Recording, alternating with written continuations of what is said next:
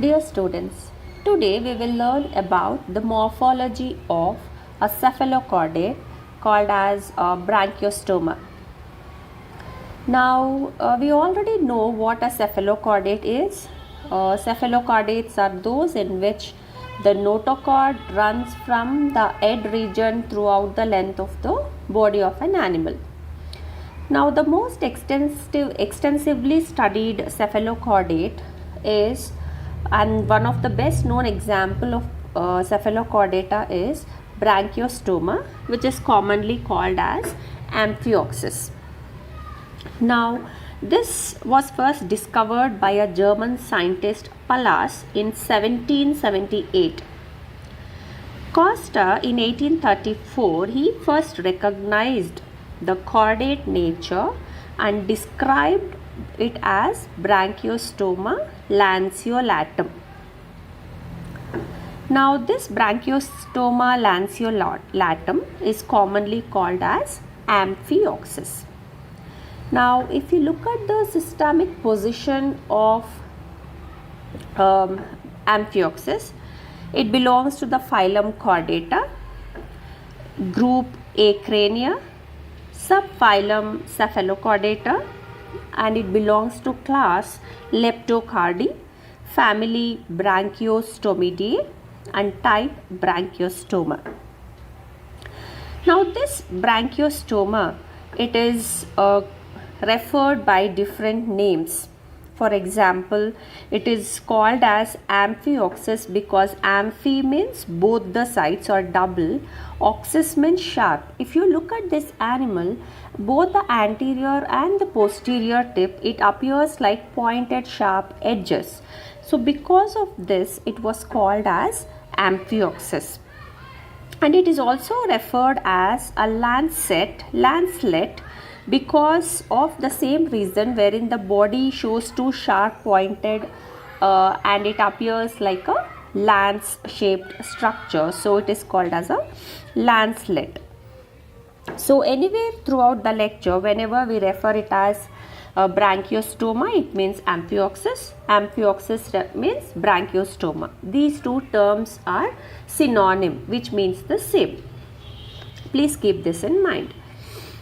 Now, looking at its distribution, geographical distribution, branchiostoma, there are about 9 species of them, which is reported all across the world. It is more common in warmer seas such as Mediterranean and especially abundant near the coasts of China and Japan, where it is sold as food. The species common to the Indian sea coasts are Branchiostoma indicum, Branchiostoma pelagicum, Branchiostoma cerebrium. These are the 3 species which are most commonly found in Indian Ocean or the Indian sea coasts. Now, let us learn about its habits and habitat, like where do you find them and where or how exactly they live. This branchiostoma is a marine animal commonly found in shallow waters. It leads a double mode of life. Mostly it remains buried in sand in an upright condition with only the anterior end protruding above the sand. However, at night or dusk, it comes out of the sand, swims actively by lateral undulating movements of its body caused by muscles. It swims vertically in water. When disturbed, it jumps out of the burrow, swims a short distance, dives back into the sand, keeping head downwards. It makes a U-turn inside so that again the anterior end comes up again above the sand. And that's how it establishes itself. That's how it establishes itself in the sand. Now, let us learn about its external features. Now, coming to its shape, size, and what color it is, then we will learn in detail the external features of branchiostoma. Now in this session, our main objective of this session is to learn or to know how these branchiostoma exhibits a chordate characters, which we have already discussed, because it shows the presence of notochord, it shows the presence of pharyngeal gill slits, and it shows the presence of nerve cord, which are the three basic chordate characters. And the main aim of this session is to understand the external features of branchiostoma, which includes like how it looks like, what size it is of about, and what are the features that it shows, and what kind of apertures you see, what are the fins and folds that it has, and other things in detail. So when we look at the morphology of this Amphioxus, and when you discuss about the shape, size and the color, this branchiostoma, it's a small, elongated, narrow and fish-like animal, which varies from 3.5 to 6 centimeters, or in some textbooks they say 5 to 8 centimeters in length. The body of this branchiostoma is slender, whitish or somewhat translucent, laterally compressed and pointed at both the ends, because of which it is called as lancelet.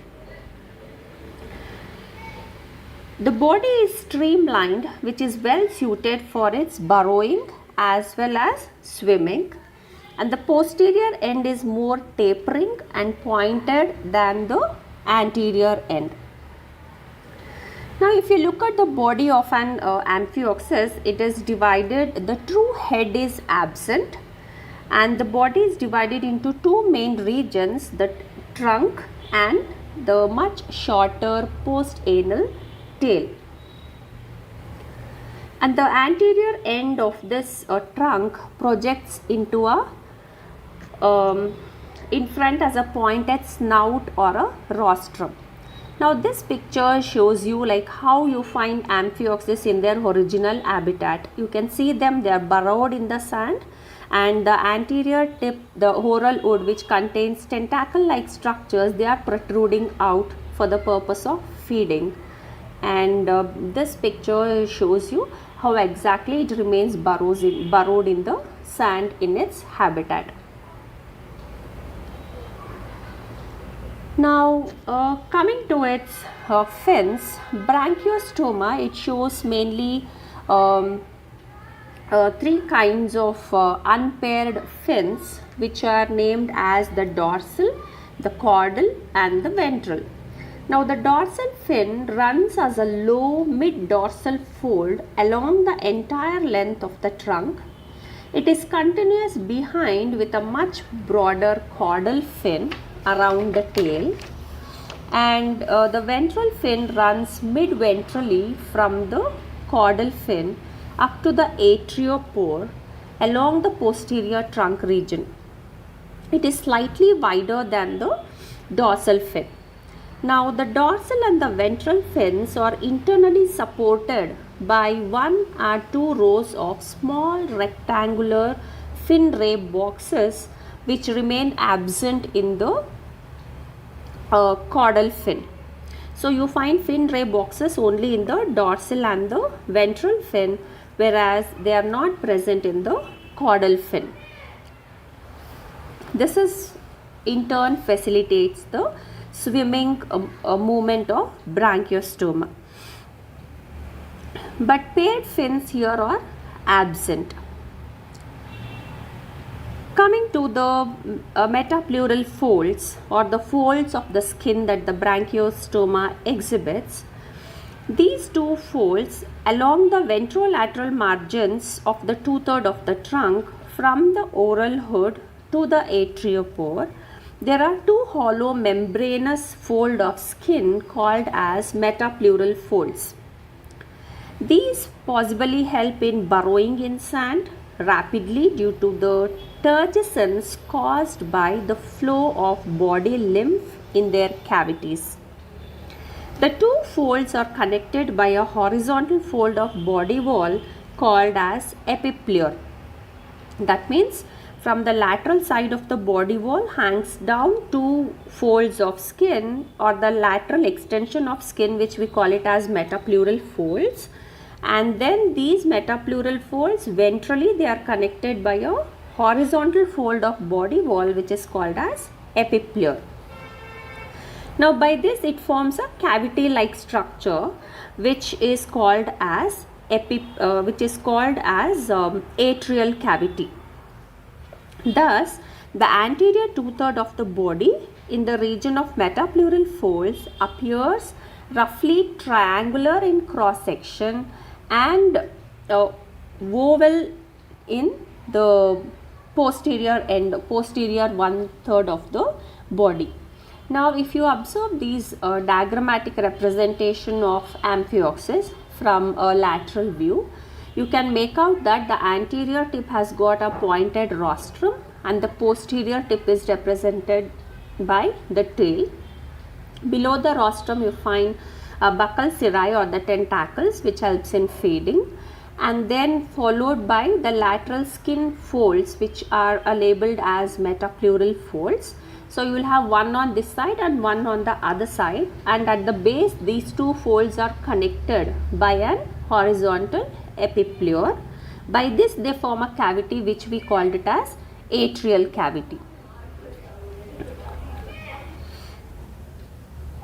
And also you can observe the dorsal fin ray boxes which are present throughout the dorsal fin all along the length of the body, and you also can see them in the ventral fin, but these fin ray boxes are absent in the caudal fin, because even if they are present in caudal fin, the caudal fin will remain very stiff.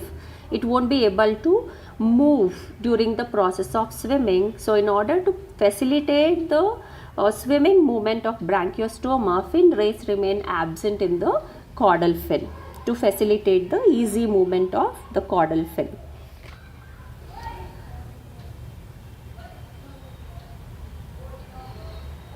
Now this is the ventral view of the same branchiostoma. So here you can see the connection between the how two metapleural folds are connected with the help of an epipleur, forming a atrial cavity. And the opening of the atrial cavity is what is called as atriopore. We will discuss about it when we talk about apertures. Now coming to the myotomes and the gonads. Myotomes are nothing but the muscle bands that are present along the lateral side of the body, which are arranged in a series of V-shaped muscle bands such that the apex of the V are pointed towards the anterior end.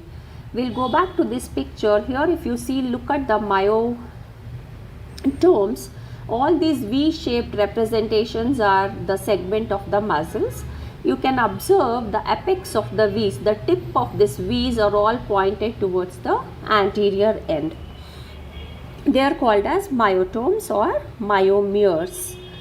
Between the mouth and the atriopore can also be seen on either side below the myotomes are a series of gonads.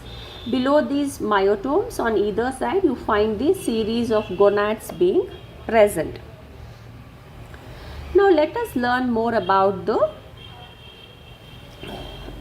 let's learn about the apertures. Now there are three main apertures in branchiostoma. One is the mouth, second one is the atriopore, and the third opening is the anus. Now this mouth or anteriorly below the rostrum is a tentaculated structure called the oral hood, which is formed by dorsal and lateral projections of the body. It shall be mouth is a very wide anteroventral aperture bordered by the free margins of oral hood. So mouth is present on the anterior side and it is towards the ventral side. So we refer it as anteroventral aperture bordered by the free margin of oral hood. Atriopore is a small mid-ventral rounded aperture lying just in front of the ventral fin. So atriopore is on the ventral side, and that is the opening of the atrial cavity, whereas mouth is towards the anterior end but on the ventral side. Now the another small aperture that we find in Amphioxus is the anus, which somewhat lies asymmetrically to the left of the midventral line at the base of the caudal fin. Now this position of the anus you will learn in detail why it is placed little asymmetrically when we learn about the alimentary canal. So these are the three main apertures. One is the mouth, the atriopore and the anus. Now let us come back to the myotomes and learn little more about the musculature, which forms the major portion of the body of an Amphioxus. Now here the muscles lying just beneath the skin form the greater part of the body wall. They are very thick in the dorsolateral regions enclosing the nerve cord and the notochord. The muscles show distinct metameric segmentation and are arranged throughout the length of the body in a series of characteristic V-shaped muscle blocks or segments called myotomes, or it is also called as myomeres. The pointed apex of the V is directed anteriorly. So in the diagram we saw that all the V's were directed towards the anterior end. So in the species that we are describing, that is in Branchiostoma lanceolatum, there are around 60 to 62 bands of muscles, that is myotomes, on either side, and they alternate with those of the opposite side. So myotomes are enveloped in a thin connective tissue layer and separated from adjacent myotomes by a connective tissue partition called as myosepta, or it is also called as myocomata. So each V represents a muscle band, and each band of muscle is separated from each other with the help of this myosepta or myocomata. So you have to be very careful with these terms. Myotomes is same as myomeres. Myosepta, that is a septa that divides or separates two band of muscles, is same as myocomata. Now these myotomes help in lateral undulating movements of body, as they can be twisted sidewise rapidly. There are also transverse muscles running across the ventral surface of the trunk between the two metapleural folds, and their contraction helps in driving water of atrial cavity out of the atriopore. That's how the water that enters through the mouth from the anterior end, it is pushed out through the atriopore. So these structures describes the morphology of Branchiostoma. So whenever you are asked to write about or describe the morphology of Branchiostoma, you will write the diagram labeling all the parts, and then you will write about its habitat. You will write about its shape, size and color. Then you will write about the fins and the folds that you see in Branchiostoma. You will write about the apertures that you observe, and you will write about the musculature, including the myotomes, their shape, how they are arranged and their function. Thanks for listening.